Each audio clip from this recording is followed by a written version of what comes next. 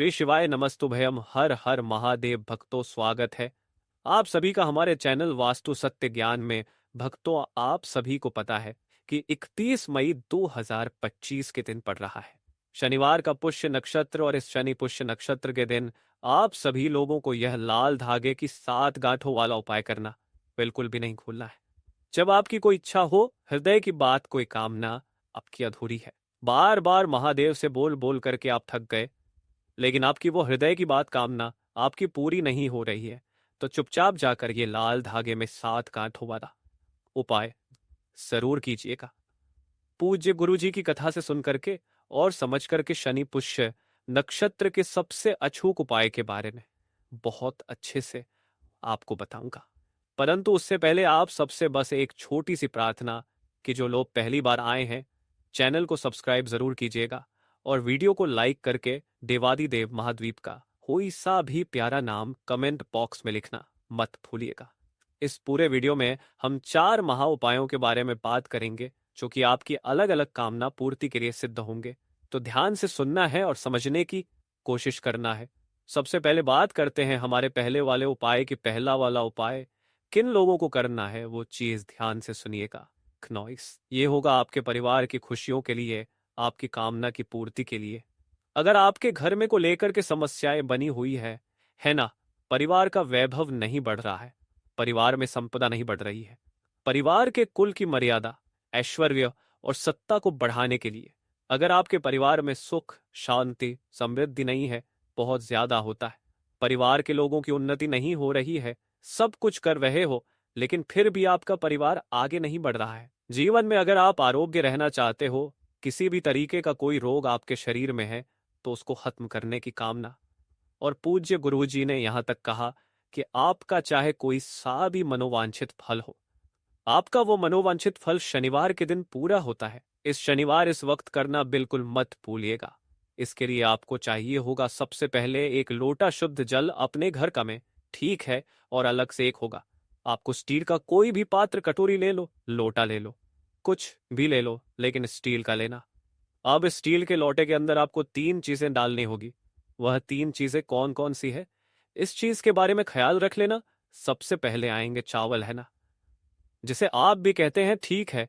ध्यान रखना ये जो अक्षत है खंडित नहीं होने चाहिए करके, साथ आपको चावल के दाने लेने हैं। इसके अलावा ना एक कम ना एक ज्यादा, ठीक, इसी के साथ में आपको लेना होगा थोड़ा सा दूध। जो दूध लोगे वो किसका होना चाहिए, गाय का दूध, और वो भी कैसा होना चाहिए, कच्चा, ठीक है, ज्यादा नहीं लेना है। अगर थोड़ा सा लोटा खाली भी रह जाता है ना, उसे जल से भर लेना, ठीक है। तो आपको थोड़ा सा 2 चम्मच आप गाय का दूध ले लोगे, और इसी के साथ में आपको लेना होगा कोई सा भी एक लाल फूल। इस पे गुलाबी पे मत चाहिएगा, मेरे को जो फूल मिला वो मैंने ले लिया। आपको यहाँ पर लाल फूल चाहे आप गुलाब का ले लो, कमल का ले लो, जो लाल फूल मिल जाए वो लाल फूल ले लो। तो ये जो 3 चीजें आपने ली है, 7 चावल के दाने, दूध और एक ये लाल फूल, आपको स्टील वाले कलश में डाल देना है। तो आपके पास में 2 कलश तैयार हो गए।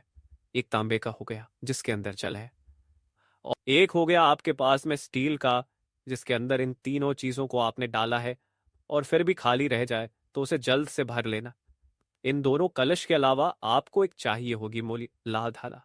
जो भी सूती धागा होता है, मोड़ी ले लो, कलावा ले लो, जो मिल जाए वो ले लो।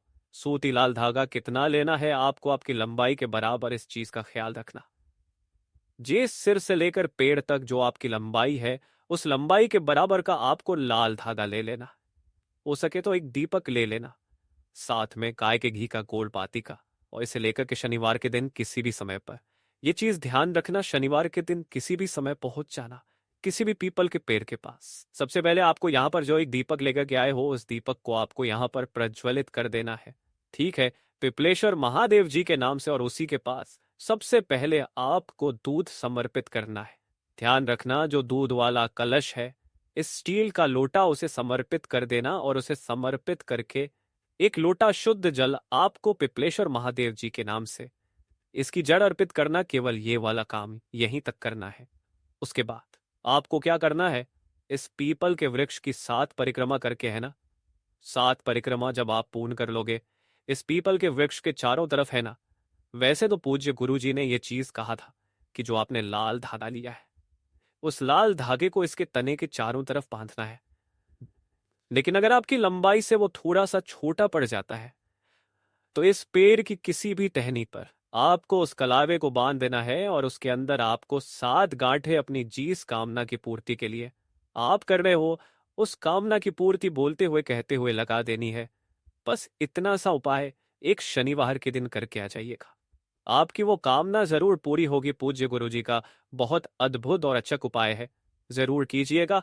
बात करते हैं दूसरे वाले उपायों की। दूसरा वाला उपाय किन लोगों को करना है वो चीज ध्यान से सुनिएगा कि अगर आपका दुर्भाग्य आपका पीछा नहीं छोड़ रहा है, सब कुछ करके देख लिया, जीवन में सफलता मिल ही नहीं रही है ना, जिस क्षेत्र में हाथ डालते हो सफलता नहीं मिलती है, उन्नति नहीं हो रही है, आपके जीवन में पैसा कमाने निकलते हो, कमा ही नहीं पा रहे, कोई ना कोई अड़चन आपके जीवन में आ रही है, आपके तरक्की के रास्ते में कोई ना कोई रोड़ा जरूर लटका हुआ है, एक छोटा सा काम कर लीजिएगा, आपका बुरा वक्त जो होता है ना वो सौभाग्य में बदल जाएगा। जो भी शनिवार का दिन आए है ना, क्या करना है, जो भी शनिवार का दिन आए उस शनिवार के दिन आपको एक दीपक तैयार करना है। ये वाला जो दीपक आप तैयार करोगे इसे करोगे लंबी बाती का है, नबोर बाती नहीं, लंबी बाती का दीपक, चाहे आटे का चाहे मिट्टी का तैयार, हर इसके अंदर आप चाहे, अगर गाय का घी नहीं है तो पूज्य गुरुजी ने कहा आप सरसों के तेल का या तिल तेल का लगा दीजिए, लेकिन भैंस का घी काम में मत देना, ठीक है। सरसों या तिल का तेल या फिर आप घी से भर दीजिए, गाय के घी से है ना। जो भी पीपल का पेड़ हो उस पीपल के पेड़ के नीचे इस लंबी भांति के दीपक को शनिवार के दिन शाम के समय जब सूरज ढल रहा हो उस समय पर लगा करके अपनी कामना बोल करके आ जाया करो। वो व्यक्ति शनिवार के दिन इसे लगा देता है, शनि कभी उसे परेशान नहीं करता, जीवन में कभी भी उसके दुर्भाग्य नहीं आ सकता। इस बत्ती का जो मुख रखोगे वो उत्तर दिशा की तरफ रखना, पूज्य गुरुजी ने बहुत जोर करके बताया था, जरूर कीजिएगा। साथ ही साथ अगर आपके जीवन के कष्ट खत्म होने का नाम नहीं ले रहे हैं, जीवन में घाटा बहुत ज्यादा हो रहा है, व्यापार आपने खोला हुआ है, बहुत ज्यादा दुख में परेशानी में जीवन बीत रहा है, सब कुछ करके थक चुके हो, हार चुके हो, सफलता नहीं मिल रही है, तो ये काजल की डिब्बी का उपाय मैं फिर से वापस आपको एक बार बताऊंगा। एक काजल की डिब्बी लेना है और आपको अपने सिर से लेकर पैर तक ध्यान रखना, सिर से लेकर पैर तक परिवार का कोई भी व्यक्ति है उसे कह देना घड़ी की सुई की दिशा में 21 बार उतारने के लिए 21 बार इसका उतारा कर, और उतारा करके किसी भी पीपल के पेड़ के पास पहुंच जाना और पीपल के पेड़ के पास जाकर के किसी भी समय शनिवार के दिन एक गड्ढा खोदना और गड्ढे के अंदर इस काजल के डिब्बी को दबाकर के ऊपर से एक पत्थर बड़ा सा रख देना, इतनी अंदर दबाना कि कोई इसे खोद करके निकालना, इतनी अंदर दबाना कि कोई इसे खोद करके निकाल ना पाए, इतने आम से इसी पत्थर के ऊपर समर्पित कर देना। केवल एक शनिवार कर लीजिए, अगले शनिवार तक बुरा वक्त आपका पीछा छोड़ देगा। पूज्य गुरुजी का बहुत अद्भुत और चुक पाए हैं, जरूर कीजिएगा। बात करते हैं तीसरे वाले उपाय की कि अगर आपकी शनि की चल रही है ना, 7 5 ही लगी हुई है, बनते काम बिगड़ रहे हैं, जिसमें हाथ डाल रहे हो सफलता नहीं मिल रही है, शनि महाराज जी के कारण कोई बड़ा भारी रोग हो गया है, कोई दोष चल रहा है जिसकी वजह से आप जीवन में उन्नति नहीं कर पा रहे हो, कोई भाई शत्रु है जो आपके कार्यों में बाधा डालते हैं, बने बनाए काम आपके बिगड़ रहे हैं। एक छोटा सा काम कीजिएगा, एक चुटकी लेने हैं आपको काले तिल, मात्र एक चुटकी काले तिल लेना, और इसी के साथ में आपको लेना होगा एक दीपक।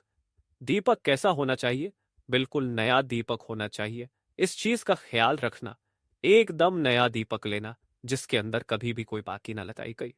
ओल है ना कौन सी लगनी है, गोड़ है ना कौन सी रखनी है, कोल बाती आपको लगानी है और इसे पूरा का पूरा भरना होगा। सरसों के तेल से है ना, घी से नहीं भरना है, आपको सरसों के तेल से इसे पूरा भर लेना। आपके आसपास अगर कोई पीपल का पेड़ है तो वहां चले जाना, या फिर कोशिश करना कि अगर कोई शनि महाराज जी का मंदिर है उसके पास में जाना। शाम के समय पर इस दीपक को यहां पर ला करके सबसे पहले इसे प्रज्वलित कर देना, जला देना, ठीक है। जला देने के पश्चात अपने दाहिने हाथ में उन सभी काले तिलों को रखना, और जिस कामना के लिए आप आए हो, शनि दोष के लिए या फिर शनि की ढैया, 7.5 कोई काम अटक रहे हैं, शनि महाराज के कारण कोई रोग हो गया है जिसकी वजह से उसकी कामना करते हुए इन काले तिलों को इस दीपक के अंदर डाल देना। वहीं बैठ करके एक बार शनि चालीसा का पाठ करना, एक बार हनुमान चालीसा का पाठ जरूर करना। पूज्य गुरुजी ने कहा, लोगों को शनि लगता है, शनि को शिव लगता है। जो इन दोनों की वंदना करते हैं, महादेव की हनुमान जी की, उन्हें कभी शनि परेशान नहीं करता। इसका कथा में भी वर्णन है कि जब हनुमान जी लंका में आग लगा रहे थे ना, तब उन्होंने रावण की केस से शनि भगवान जी को मुक्त करवाया था। वो भी किस लिए? कि जब रावण का पुत्र मेघनाथ पैदा होने वाला था, तो वो अजर रहे, अमर रहे। इसके लिए उन्होंने सभी ग्रहों की दिशा को ऐसा कर दिया था रावण ने कि वो अजर अमर हो जाए, उसको कोई मार ना पाए।